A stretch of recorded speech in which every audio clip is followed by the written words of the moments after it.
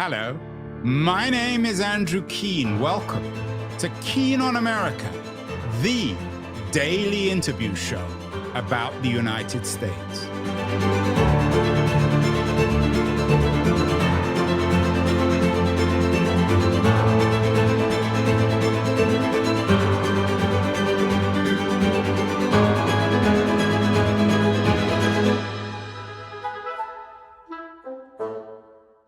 Hello, everybody. It's Tuesday afternoon, West Coast time, Pacific time, on the 24th of March, 2026. The headlines as we speak are about the Pentagon supposedly deploying 3,000 soldiers to the Gulf, maybe for an American invasion of Iran. On the other hand, Donald Trump has suggested that the Iranians want to make a deal. The Iranians have said otherwise, and the Strait of Hormuz seems to be, currently at least, where all the action is about to take place. It's very confusing, and I thought we would talk to my old friend Soli Özel in Istanbul. It's already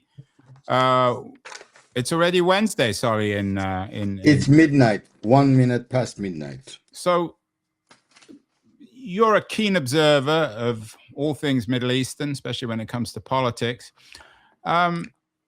Is this a Trumpian confusion? Is there any sense to what's happening? What do you make of it as we speak? I'm going to put this interview up in the next few hours, and I'm sure there'll be other headlines which will confuse us even more or contradict what one of us is saying. Yeah. Okay. Let's just put it on record that it is the 25th of March for me, and it's the 24th of March for you. Okay. 1 past midnight for me, and I guess what? Just after 2 in the afternoon in San Francisco. Okay. So first of all, we get confusing news. Part of the confusion stems from the fact that the president sometimes contradicts, or very often contradicts, himself. And now you said 82nd Airborne. That's, of course, a very elite troops of the United States military. And this suggests that the war may yet escalate, and the boots may be put on the ground. If we look at this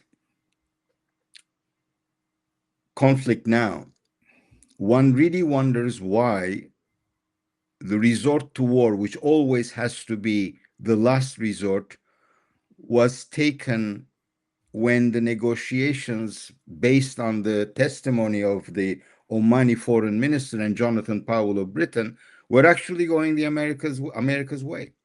But according to the Omani foreign minister, the Iranians basically accepted conditions that were more firm than the JCPOA, the agreement that they signed with the Obama administration, from which President Trump withdrew America's signature in May of 2008.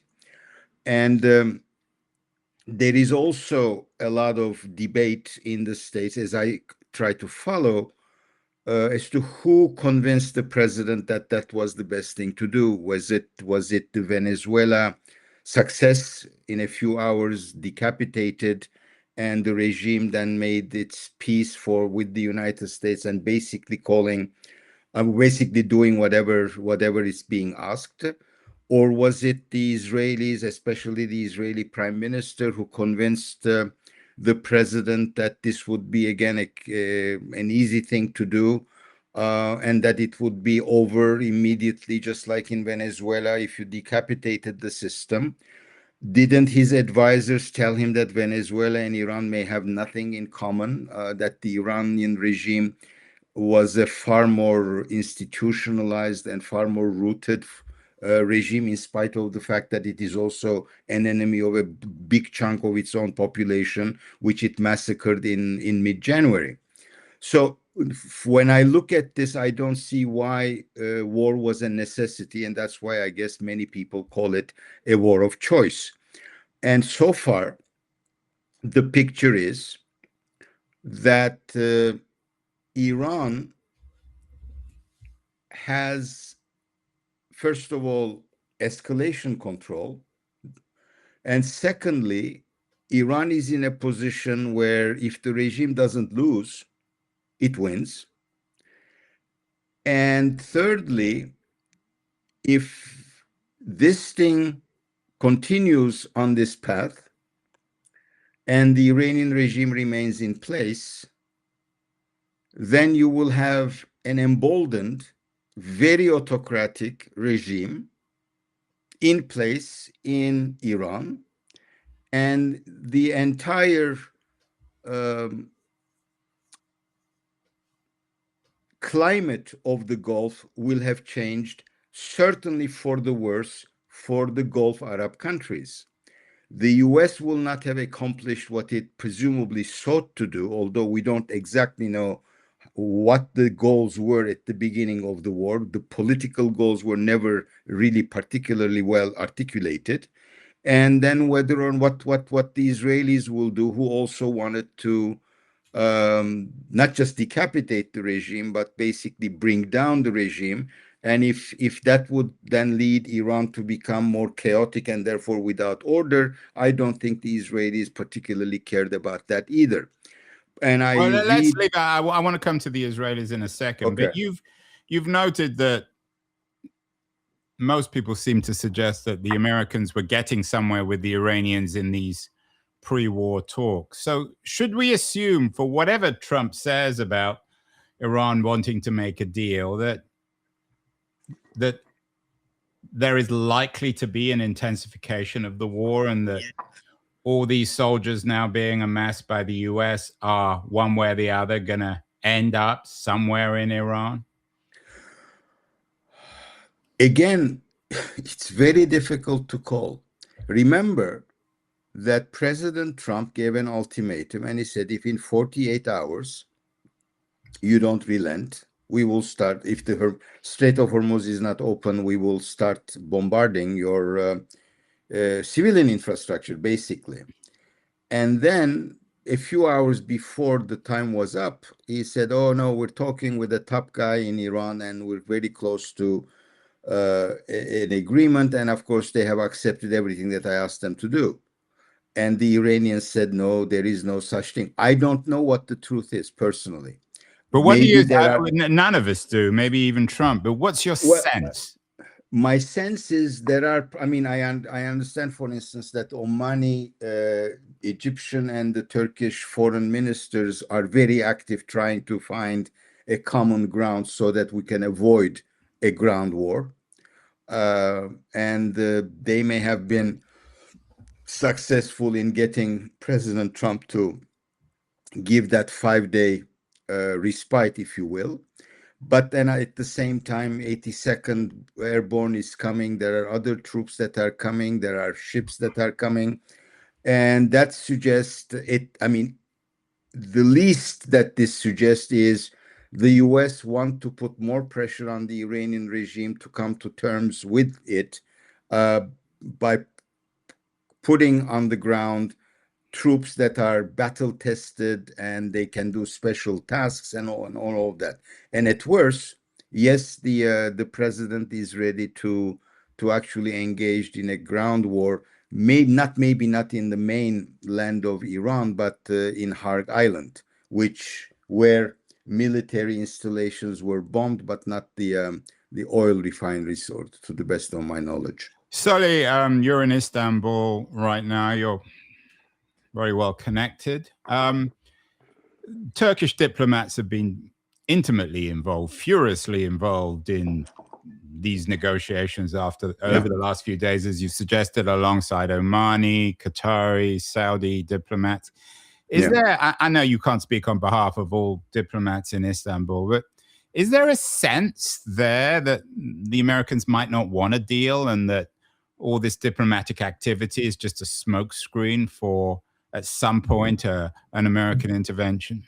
No, that is not the vibes that I see.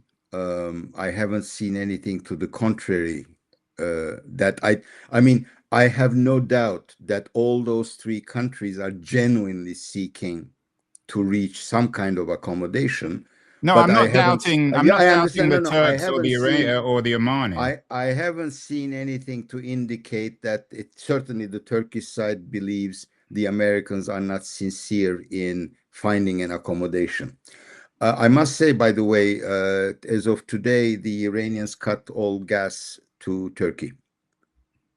And in the past 3 weeks, they also sent 3 missiles towards Turkey, which were intercepted by NATO defense systems. How is the Turkish press media reporting this story?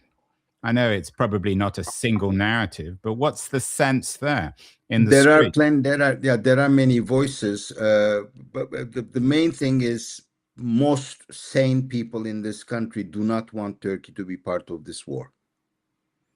There is some criticism of the government for at times criticizing Israel, criticizing Iran, but not necessarily criticizing the United States, which then also sent Patriot missiles for Turkey's defense as well to be deployed. So the general sense in the country is let this be over as soon as possible. We don't want to fight with the Iranians. We don't want this war to go on forever. And I think, like the rest of the world, it's not just oil and gas, it's the fertilizers. The planting season is coming, and everybody needs fertilizers. And we may have a food crisis in addition to all these other crises. So the global interest in this war to end. And everybody must hope that efforts to convince both parties to actually come to their senses and come to an agreement are going to bear fruit. Is there any fear in Turkey that if Iran was to fragment, it might break up on ethnic national terms, which of course changes the equation, the political power equation of the Kurds in the region?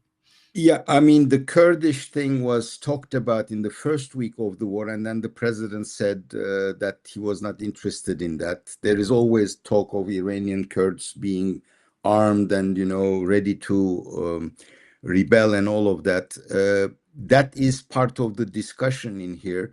But rather than an ethnically based civil war, what is, I think, feared most is a collapse of the regime, which will then lead to a total disorder and chaotic conditions in Iran, which would then trigger, of course, a wave of a migration from Iran towards Turkey. After all, we do have a very long border with Iran. So far, though, friends of mine who've been to the border town of Van in Turkey said that most of the traffic was towards Iran, and there were very few people coming from Iran to Van. And I suppose most Iranians who may have left major cities such as Tehran went somewhere to the mountains or valleys and whatever, and are waiting this out. And hopefully this will end soon. Now we are in the fourth week.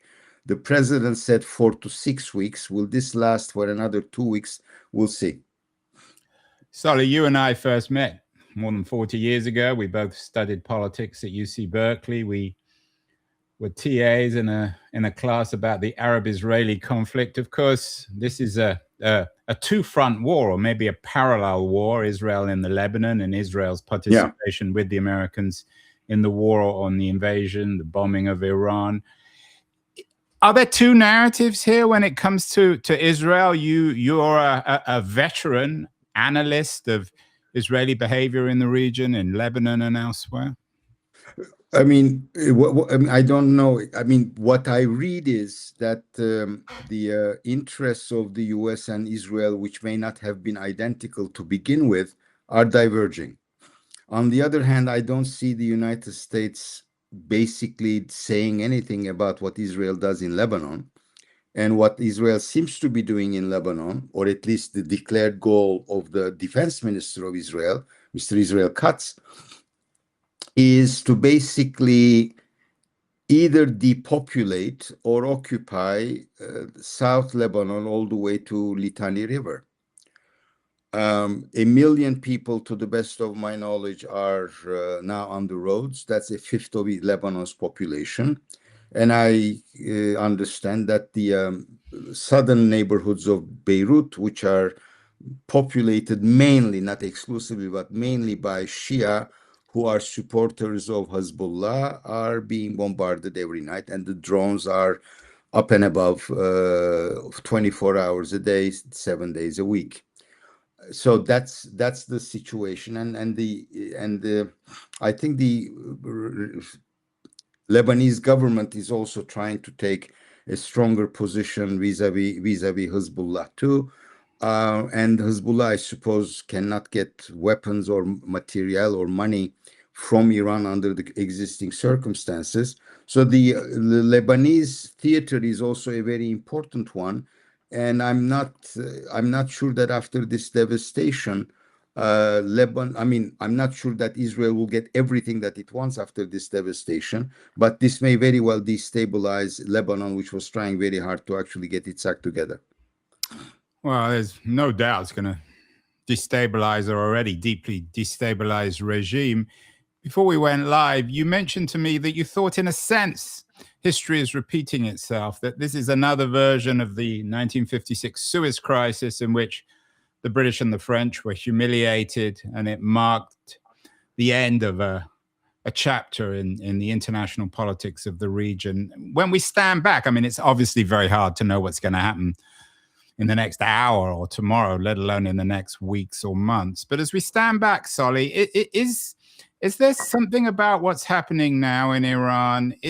Might it be America's Suez moment where they're humiliated somehow and a new reality emerges in global politics, or at least when it comes to the Middle East?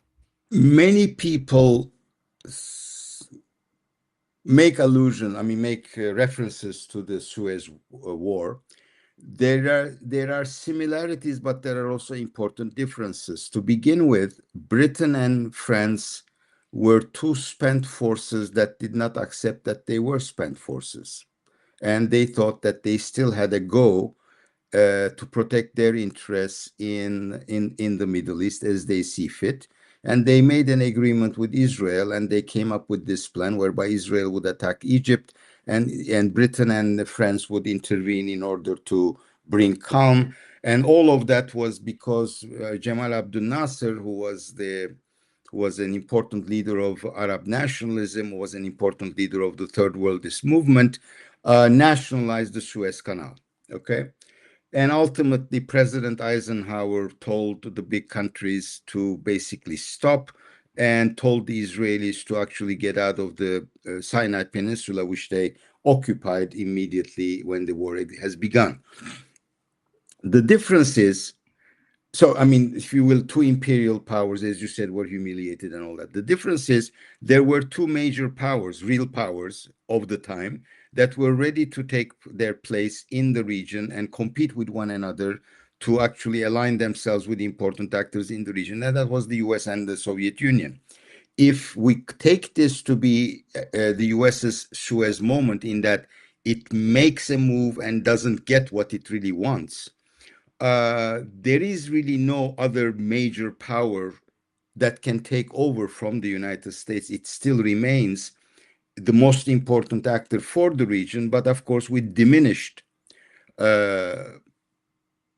not presence, but with diminished impact, if you will, in the politics. And obviously the politics of the region will evolve. My view is, Andrew, that once this thing is over, and hopefully it's over soon, relations between the Gulf countries and the United States, even maybe relations between Israel and the United States, and perhaps relations between Israel and the Gulf countries, particularly the UAE, will be reconsidered, will be put on the table, and they will be redefined again. I don't think we will be going to status quo ante, both in terms of America's role in the region, presence and power in the region, and in terms of its relations with different actors in the region. And what about the Arab-Israeli conflict, which has been going on now almost a century? Well, it's not an Arab-Israeli conflict. It's by now a Palestinian-Israeli conflict. I mean, we have to deconstruct, if you will. It used to be called the Arab-Israeli, but Israel has signed peace agreements with Jordan and Egypt. It now has the Abraham Accords with 4 Arab countries. I doubt that it will have an agreement soon with Saudi Arabia. But it's the Palestinian issue that is there. And by the way, as we look at Iran, as we look at Lebanon, things are going on in the West Bank, and there are movements to actually settle more people, put settlements in occupied territories, and basically take over and de facto annex the West Bank, which President Trump has said he would not be acceptable to him. So yes, the Palestinians are spent. Hamas is broken, but it's still in Gaza after 2.5 years of war, and 53% of Gaza is occupied by the Israeli military, and God knows if this peace council is going to go anywhere.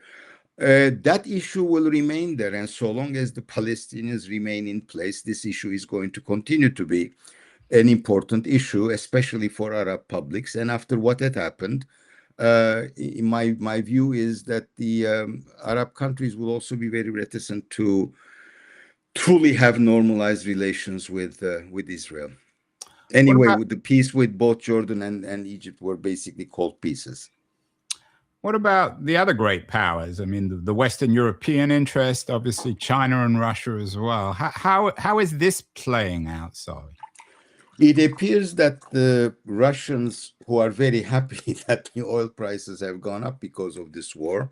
I mean, the Russians win on every front on this. Yeah, and they may have actually supplied the Iranians with coordinates of things to attack. And, the Iranians have been actually pretty successful in damaging radars, data centers, refineries, and all of that. They could attack the gas refinery in Qatar, Al Ras, and people say that it will take 3 to 5 years to actually get it back on its feet fully, and all of that. And the Russians have made a lot of money. The oil price went from the 60s to, depending on the day, sometimes over, sometimes under 100. But of course, if this thing accelerates again, the oil price may go up further. And they have more room for whatever they want to do in the Ukraine. The Chinese are more silent as usual, but today I understand the Chinese have come up with a 6-point proposal for ending this war, and they demand that all of this be handled in multilateral institutions. So they want the UN Security Council to do some things. And basically, it's very cautious, but it's a serious opening on their part. On the one hand, they may be suffering because of higher energy prices, but on the other, they must also be happy that the United States is diverted. It can never make this pivot to Asia, which is so important for its national security strategies for the future, and that it is also depleting its ammunition and missile reserves that could be used should there be a conflict between China and Taiwan. So on balance, and also they may be benefiting from, or they may think they will be benefiting from, the fact that American prestige is being lost because this war is not being accepted as a just war by almost any country in the rest of the world. The Japanese Prime Minister gave some support. Ursula von der Leyen is always there to give support. Mark Rutte is equivocating, but ultimately, when the United States called on NATO partners, NATO allies, to help him open the Straits of Hormuz, nobody volunteered. Nobody came forward. What about the moral issues? I mean, every side, of course, claims the moral high ground. You talked about just wars and the prestige of the United States. I'm struck in the United States. I'm talking to you, as you know, from San Francisco. Yeah. I'm struck by the absence of a moral debate about whether a country has the right, morally at least, to eliminate, or perhaps even more accurately, assassinate an entire generation of foreign leaders. You may not like the foreign leaders of another country.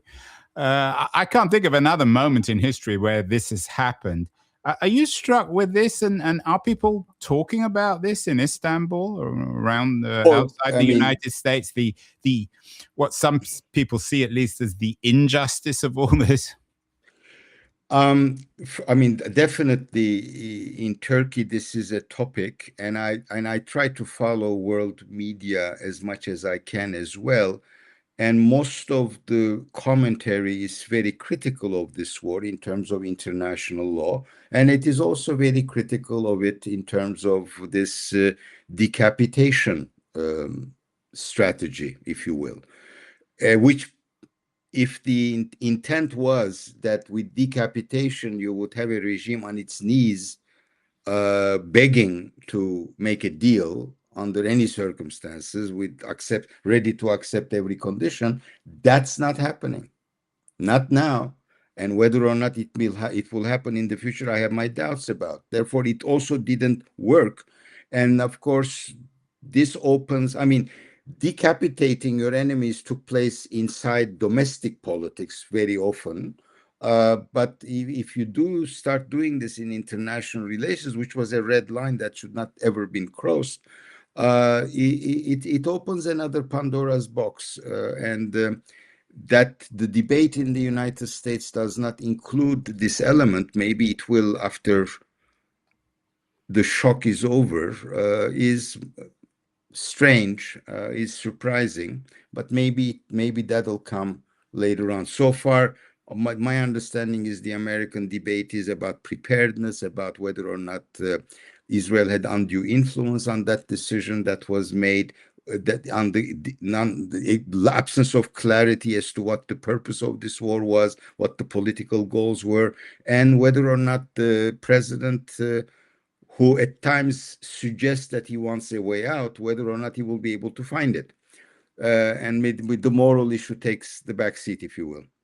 Yeah, one of the things I'm confused about, you've mentioned red lines, is that the US and some of the other players in the conflict talk about red lines in terms of bombing desalination plants or energy plants, but no one mentions red lines on assassinating leaders. I don't quite understand why desalination plants or energy plants represent a red line, whereas murdering other leaders. Well, I mean, let's say you destroy the desalination plants in Kuwait, 90% of its water comes from there. I think most of those countries get almost, on average, I think 70% of their water from desalination plants. So you basically condemn them to be without water. So it's mass murder under those circumstances. That's why I suppose this is being put forward. There may also be the fact, I mean, the Iranian regime is not the most likable or liked regime in the world either. Just 2 months ago, they have committed atrocious massacres against their own population, and the sin of the population was to demand more freedom and less corruption and more decent life. Okay, so maybe because of that, because of the bad image that most of the leadership do have, a lot of people maybe begrudgingly, maybe happily say, okay, good riddance. But in terms of international law and international relations, that really does open a Pandora's box that, in my judgment, should not have been opened. Yeah, several Pandora's boxes seems to have been opened at the same time. Finally, Soli, I want to let you get to bed. It's late in Istanbul. You and I have lived through enough of these events in the Middle East, from wars and invasions and one kind of terrorism or another, to say, well, this time it's different. This has changed everything. We've heard this about this current crisis. Is it different, or is it just part of the same old narrative? And Trump will come up with some sort of deal, claim victory. The Iranians will claim victory, and we'll go back to square one. Or is something profoundly changed in the last couple of weeks? I am inclined to think that things will not be the same. How profoundly things will change remains to be seen. I don't say this because I want to be cautious and I'm not in a position to eat my words later on. But my hunch is we will see the repercussions, ramifications, consequences of this war in time. Things will not happen immediately. But I think everybody will get their own lessons out of this, what was lived, and there will be maneuvering. And as we talk in the chapter on Suez, can the United States be a reliable ally to the Gulf countries now? I understand that now, after having opposed the war, now that the war has begun and Iran has attacked them, Gulf countries, particularly Saudi Arabia, are pushing for the United States to finish the job. So they were opposed to Israeli positions. They must be then now joining the Israeli position for the termination of this war. All of that will leave its imprint, and especially if the Iranian regime doesn't bow or doesn't fall, and it doesn't really look like it's going to fall. And it appears that its capacity to fight and to resist was a lot higher than anybody thought. Any commentators that I've read or listened to thought, nobody thought that they would have that type of defensive resilience and stuff. So my hunch is, yes, things are going to change, but we will see slow changes. Who will take advantage of all that in the region? That remains to be seen. The Chinese, who have extensive economic relations with the region, have been so far very reluctant to take any political responsibility and allow the United States to take that burden. The Russians will benefit somewhat, but whether the United States will be able to recover and rebuild its relations with the Gulf countries, albeit in a very different framework, that remains to be seen, and that will be the challenge. And again, also Israel's relations with the rest of the region as well. Wise words from one of the wise men of Istanbul, Soli Özel. Soli, this will certainly not the end of this conflict, this chapter of the conflict. So we're going to get you back on the show. As always, you've been on the show many times. Thank you so much. Keep well. Thank you, Andrew, and keep for safe. having me. Thank you. Hi, this is Andrew again. Thank you so much for listening or watching the show. If you enjoyed it, please subscribe. We're on Substack, YouTube, Apple, Spotify, all the platforms. And I'd be very curious as to your comments as well on what you think of the show, how it can be improved, and the kinds of guests that you would enjoy hearing or listening to in future. Thank you again.